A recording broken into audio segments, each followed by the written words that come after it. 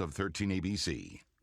Now, Conklin and Company continues with Take 3, commentary and analysis from our panel of political contributors. Welcome back, everyone. We're going to be joined by Fritz Wenzel in just a minute. I want to point out that Jonathan Anderson is a Republican who is running for county commissioner as well. We'll have him on the program as we move ever closer to the general election in November. Wanted to point that out. Didn't want to be remiss on that. But right now, let's welcome in Fritz Wenzel of Wenzel Strategies. Good to see you again, Fritz. Yeah, glad to be back. A conservative voice, a conservative pollster, I should say, right? Yeah. Consultant, and been around the country working some Senate and congressional races. Right.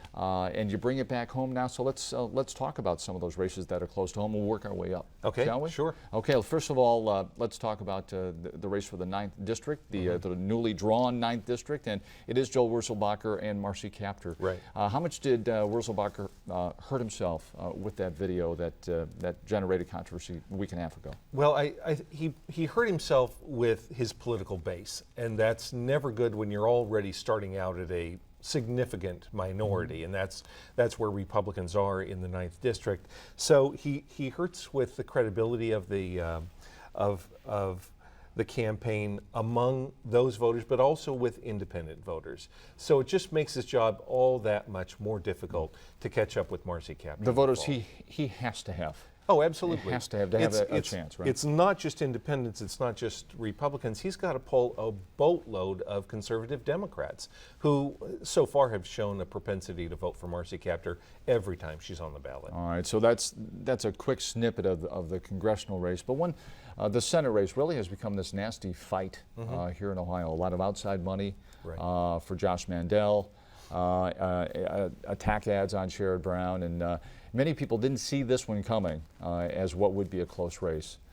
Your thoughts now as we get closer to November? It's going to be a very close race. One of the closest Senate campaigns in the country. This and the Missouri race, the McCaskill re-election race. Claire McCaskill, a Democrat, narrowly won her seat 6 years ago. She's got a real dogfight coming up there in the fall. These two races will be among the Senate races real tough battles for both incumbents. Both Democrats are going to be in trouble there.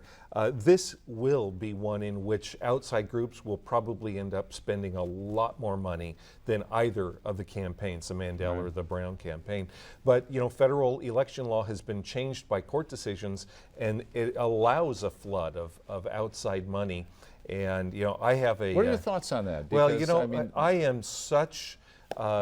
in favor of repeal of the 17th Amendment, that which gave direct election of U.S. senators, that I think it's really gone a long ways towards destroying our country for any number of different reasons. But senators really aren't accountable anymore to their states. They're accountable to their parties and to outside political organizations. And it's really destroyed the decision-making process in Washington, and this is just one more step down that road. Now, there's nothing we can do today to change that, but that's the way it's going to be in Senate election and congressional election after election across the country. But this one is going to be extraordinarily nasty. And when you pile well, it already is, and it's going to get much worse. And when you pile that on top of the presidential campaign here in Ohio, which is really going to be nasty as well, a lot of voters are going to be turned off. Well, speaking of nasty, Wisconsin ends with Scott Walker retaining his seat. A lot of outside money. You talked about the Senate race, but a ton of outside money spent on keeping Scott Walker there.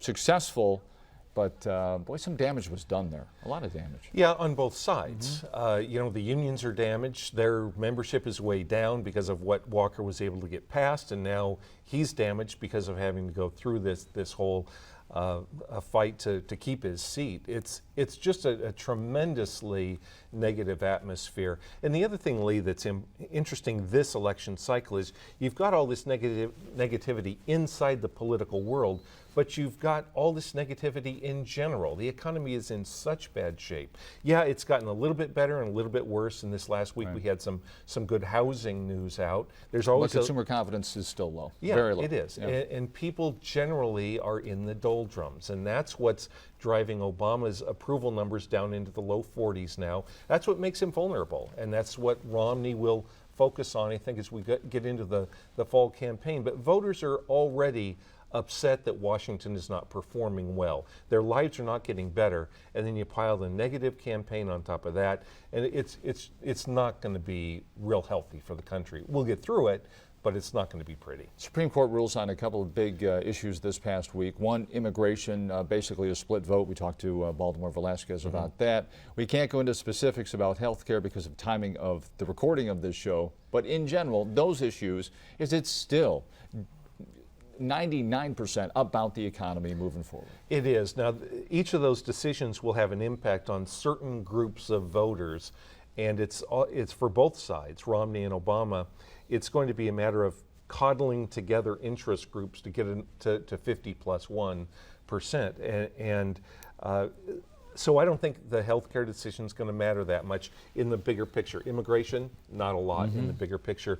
The economy is going to be really topic number one. And frankly, that's what gets me a little bit quizzical about the negative attack ads on both sides right now, because people aren't the campaigns aren't addressing the needs and hopes and desires of voters. They're attacking, they're at the lowest common denominator to destroy the opponent, and man, that just does not move voters. I mean, I poll. You think all that'll over change, this Fritz, as country. we get into September, when things really heat up? I don't think so, because that's what consultants will say will move voters, negativity. But the truth is, people already have a negative cast of this election, and there's no impetus in either campaign to move positive. And I think the first campaign that does move that way, a la Ronald Reagan in 1984, or in 1982, because that was a really positive campaign in the end, saying, you know, let's make America a better place again.